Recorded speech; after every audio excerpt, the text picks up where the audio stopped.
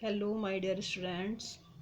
जैसा कि आपको पता होगा कि हम लोग इसमें टेंस पढ़ रहे हैं, जिसमें मैंने आपको प्रेजेंट इंडेफिनिट, प्रेजेंट कॉन्टिन्यूस पढ़ा दिया है। So today in this video we will discuss very important topic, that is present perfect tense. Okay, और आई होप कि वो जो दो टेंसेस मैंने आपको बताए हैं, इंडेफिनिट और कॉन्टिन्यूस, वो आपको इजीली समझ में आ गए होंगे। So keep watching this video till the end, ताकि ये टेंस भी आपके समझ में अच्छे से आ जाए। So don't waste any more time, let's begin. Present perfect tense. Present perfect tense, जैसा मैंने इससे पहले के टेंसेस में आपको बताया है कि सबसे पहले हमको उसकी आइडेंटिफिकेशन देखनी होती है कि हम कैसे पहचानें कि ये टेंस कौन सा है। जैसे इंडेफिनिट में ता है, ती है, कॉन्टिन्यूस में रहा है, रही है, वैसे ही प्रेजेंट परफेक्ट टेंस के जो आइडेंटिफिकेशंस हैं वो हैं चुका है, चुकी है, चुके हैं, लिया है, किया है, दिया है, या लास्ट में आ, ई, ए की मात्रा प्लस है, हूँ, हो, ये वर्ड भी अगर आ जाए तो वो प्रेजेंट परफेक्ट टेंस होता है उसमें, मतलब। तो ये इसकी आइडेंटिफिकेशन है। उसके बाद दूसरी चीज़ जो है वो सब्जेक्ट, मतलब पहले तो आपको आइडेंटिफाई करना है कि ये टेंस है कौन सा, फिर आपको ये देखना है कि उसमें सब्जेक्ट क्या है, सिंगुलर है या प्लूरल है। इसमें देखिए सब्जेक्ट मैंने एक तरफ लिखे हुए हैं, ही, शी, इट, वन नेम, और प्लूरल में आई, वी, दे, यू, टू और more than two names.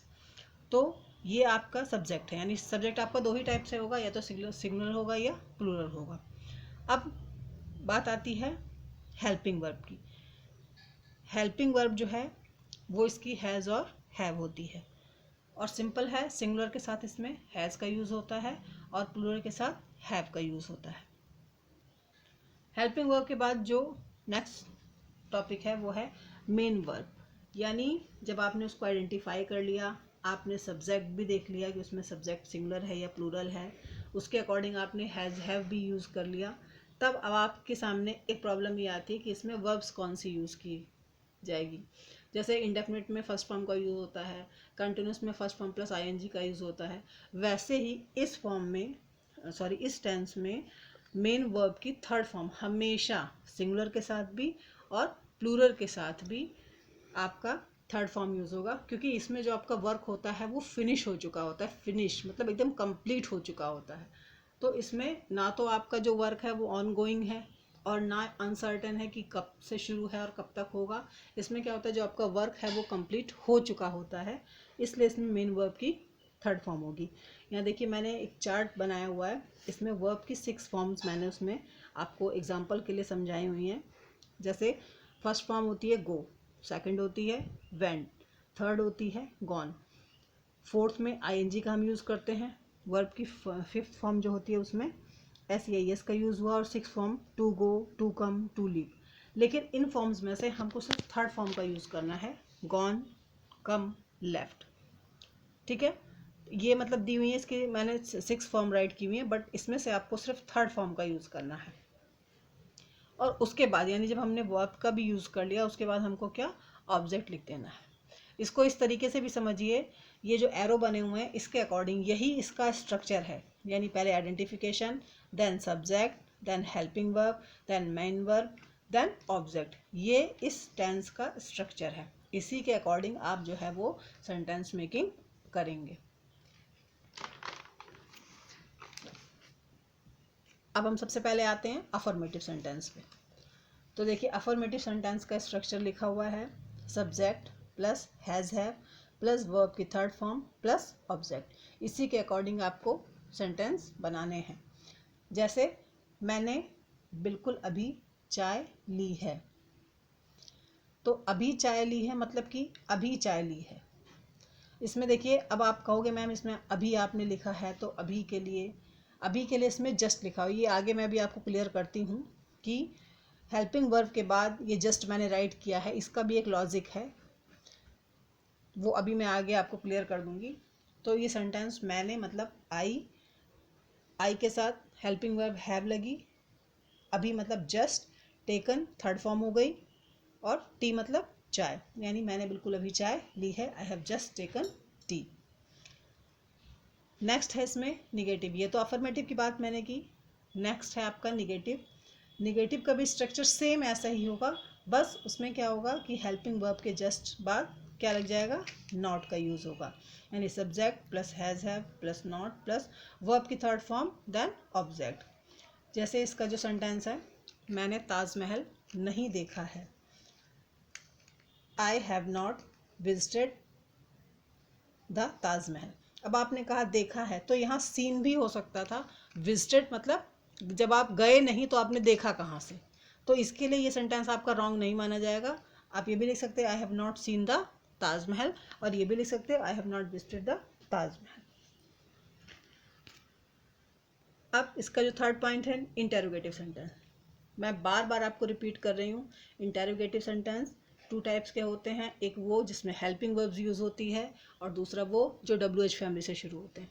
I think मेरी ये बात आपको समझ में अच्छे से आ गई होगी कि जो हेल्पिंग वर्ब से स्टार्ट होते हैं वो इंटेरोगेटिव सेंटेंस होते हैं, और जो WH फैमिली से स्टार्ट होते हैं, यानी जो सेंटेंस के मिड में कोई WH फैमिली का वर्ड आता है, वो डबल इंटेरोगेटिव सेंटेंस कहलाते हैं। तो इसमें देखिए इसका structure has have plus subject plus verb की third form plus object plus question mark. कल भी मैंने आपको कहा था कि क्वेश्चन मार्क मस्ट है उसके लास्ट में लगाने के लिए कोई इंटरगेटिव सेंटेंस में। तो सेंटेंस है क्या वह तुम्हें माफ़ कर चुका है, हैज़ ही फॉरगिवन यू।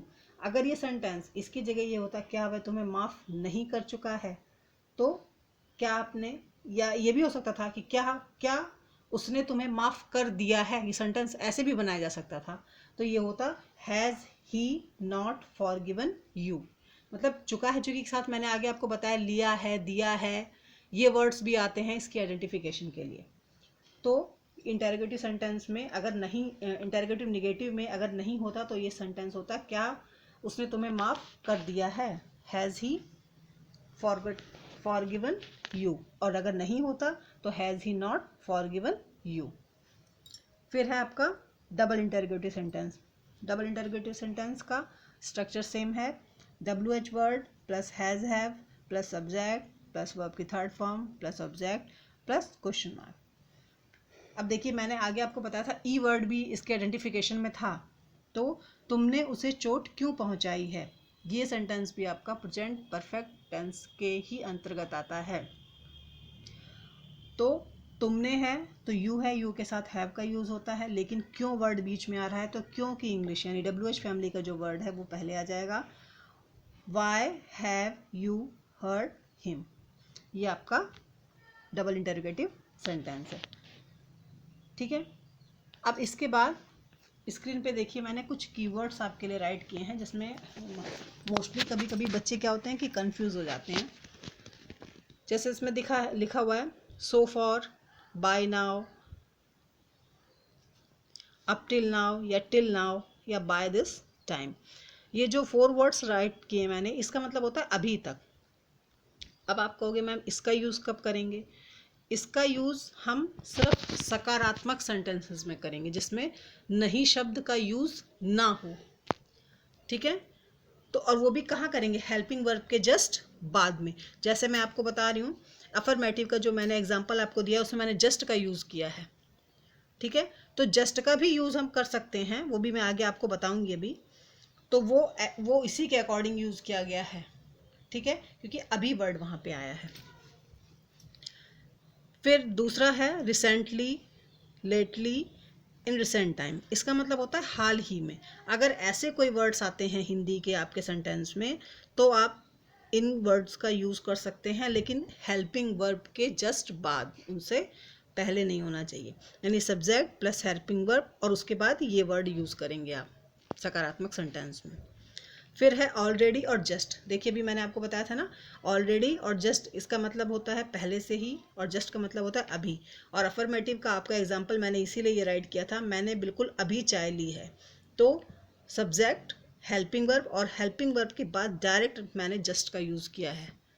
ठीक है, तो ऐसे ही आप सेंटेंस में अगर ये वर्ड आते हैं अभी या पहले से ही, तो आप इसका यूज़ करोगे। लेकिन कब? सिर्फ सकारात्मक सेंटेंस में, पॉजिटिव सेंटेंस में। फिर नेक्स्ट है येट, एज येट। इसका मतलब होता है अभी तक। लेकिन इसका यूज़ कब करेंगे? हम सिर्फ निगेटिव सेंटेंस में। ऊपर भी देखिए अभी तक लिखा हुआ है, उसके मैंने 4 वर्ड्स आपको बताए, so far, by now, up till now, by this time. लेकिन ये इन वर्डों का यूज़ हमको सकारात्मक सेंटेंस में करना है, पॉजिटिव सेंटेंस में करना है, और येट और एज एट का यूज़ हमें निगेटिव सेंटेंस में करना है, और वो भी कब? सेंटेंस के लास्ट में। और जो ऊपर मैंने आपको वर्ड्स बताए हैं, इनका यूज़ हमको हेल्पिंग वर्ब के जस्ट बाद में करना है। ये बात मेरी फिर ध्यान से सुन लीजिए, जो ऊपर मैंने ये सेंटेंस आपको, ये वर्ड्स जो मैंने आपको बताए हैं, इनका यूज़ पॉजिटिव सेंटेंस में जस्ट हेल्पिंग वर्ब के बाद यूज़ होगा।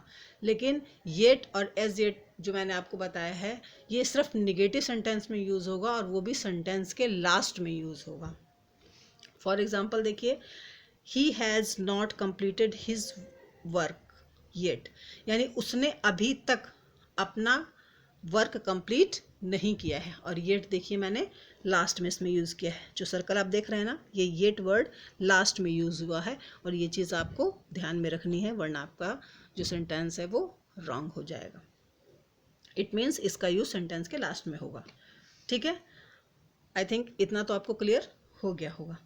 अब इनके अलावा बेटा कुछ वर्ड्स ऐसे भी हैं जिनकी फॉर्म्स ही नहीं चेंज होती हैं।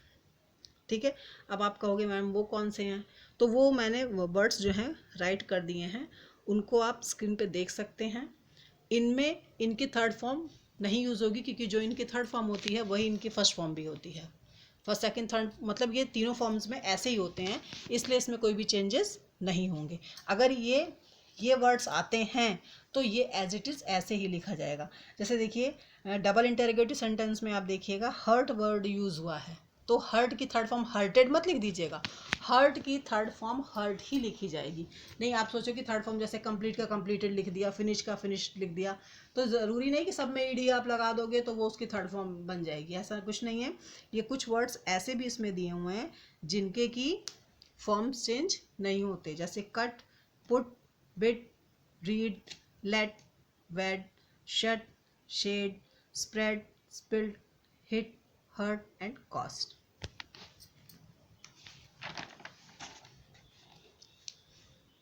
कास्ट, कास्ट वर्ड भी जो है, जैसे ओवरकास्ट, ब्रॉडकास्ट, टेलकास्ट, फोरकास्ट, ये भी आपका चेंज नहीं होगा, सेम एज इट इज़ ऐसा ही रहेगा। नहीं इसमें भी आप ओवरकास्टेड, ब्रॉडकास्टेड, टेलकास्टेड ऐसे मत करने लगना, ऐसा नहीं करना। कास्ट मतलब फेंकना, ओवरकास्ट मतलब जैसे ढक लेना, और ब्रॉडकास्ट या टेलकास्ट मतलब प्रकाशित करना, और फोरकास्ट मतलब होता है कि किसी चीज़ के बारे में आप भविष्यवाणी करना। तो इन वर्ड्स में भी चेंजेस नहीं होंगे। अब ये देखिए मैंने ये प्रैक्टिस एक्सरसाइज भी आपके लिए राइट की है, तो आई होप कि ये वीडियो आपको अच्छे से समझ में आया होगा।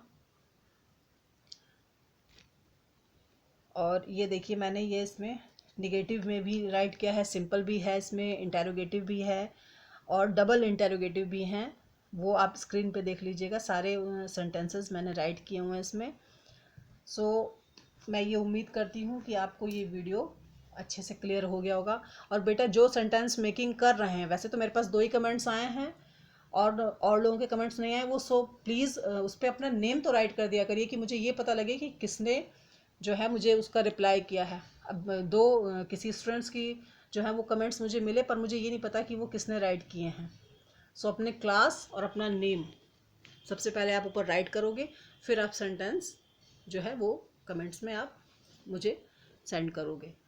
तो आइंदा से ये चीज़ ध्यान रखना, मुझे ये पता चले। और जो आंसर की है इसकी मैंने पहले की, प्रेजेंट इंडेफिनिट की, प्रेजेंट कंटिन्यूस की, वो मैंने भेज दी है, आप उससे अपना जो है सेंटेंस मैच कर सकते हो, मैच कर लीजिएगा, जो मिस्टेक्स होंगी उनको क्लियर कर लीजिएगा। लेकिन रिप्लाई सबको करना है, ये मत सोचिएगा कि बस मैम ने वीडियो बना दिया और वीडियो हम तक आ गया और बस मतलब फिनिश यहीं, ऐसा कुछ नहीं है। ये आपकी कॉपी में मुझे ये सारा वर्क चाहिए और ये मैं रिपीट नहीं करूँगी। अगर टाइम होगा तो शायद रिपीट हो जाए, मे बी, अदरवाइज़ फिर आप इस चीज़ से मतलब अब मैं ये उम्मीद कर रही हूँ कि ये चीज़ मैं आपको क्लास में पढ़ा रही हूँ और ये चीज़ आपको आनी चाहिए, क्योंकि फिर आगे जो आपके यूनिट टेस्ट होंगे उसमें सेंटेंस मेकिंग आपको करनी पड़ेगी। तो ये तभी होगा जब आप प्रैक्टिस करते रहोगे। सो आई थिंक कि आपको मेरी बात अच्छे समझ में आ गई होगी और आप सेंटेंस मेकिंग करके मुझे कमेंट्स ज़रूर करिएगा। फ़ोटो और इसे बिल्कुल होमवर्क, ये नहीं कि बिल्कुल आप इसको अदर वे में आप ले लीजिए, इसको अपना होमवर्क समझ के डेली की डेली आपको सेंटेंस बनाने हैं। Thank you.